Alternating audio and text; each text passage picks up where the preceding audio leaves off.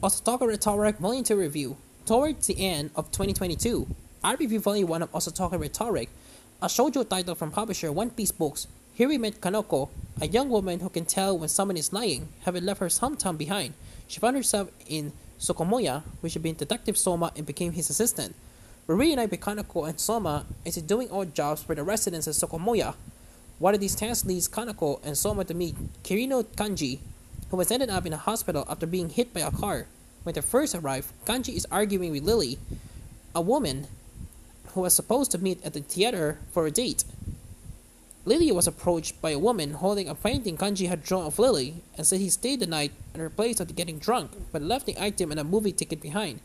Kanji meanwhile denies knowing the woman and explains that he got hurt after taking a shortcut past a western-style mansion, and Sanjo Banjai that claims to have seen a ghost in the mansion's window, which spoke him enough to run away and get into an accident.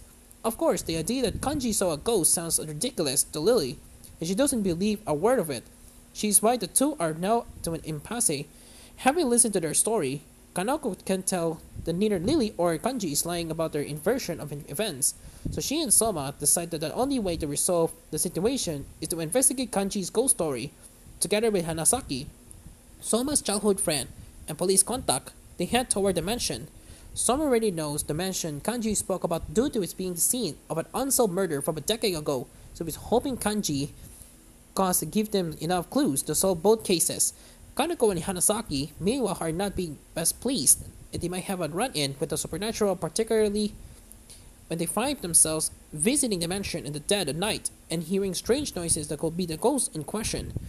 The Haunted Mansion case takes on just another half of Volume 2. The second half of the book sees Kaneko striking out on her own and taking on the case way from Soma, but without Soma, Kaneko misreads the situation and almost hurts her client while labeling someone guilty from something they hadn't done. This sends her into a spiral wondering if working with Soma is the right thing to do. She left home after realizing her power did not but hurt those around her, and now she's worried about ending up in the same position. She might even hurt Soma after all he's done for her. Is history destined to repeat itself? But there's a little less variety in the cases we see Kaneko and Soma work this time around. It's nice to see author Ritsu Miyako committed to continuing to explore Kaneko's history. She has a lot of emotions tied to both her ability and those she's hurt because of it.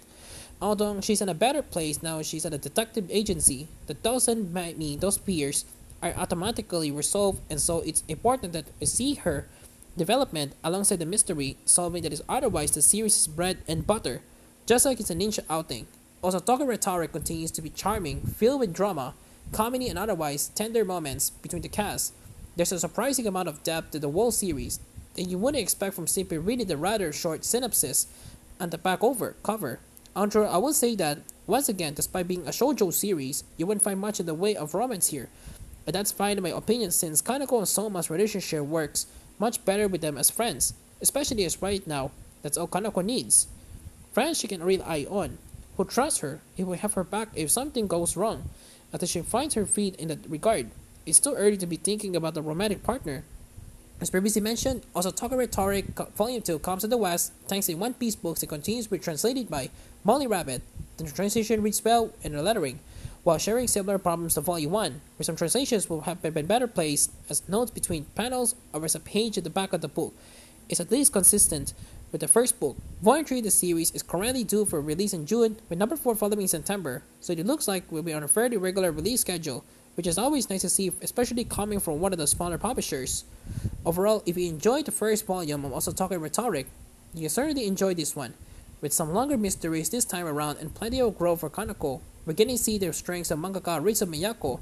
The series continues to be a real joy to read. Our review copy for One Piece books were supplied by Turnaround Comics, Turnaround Publisher Services. 9 out of 10.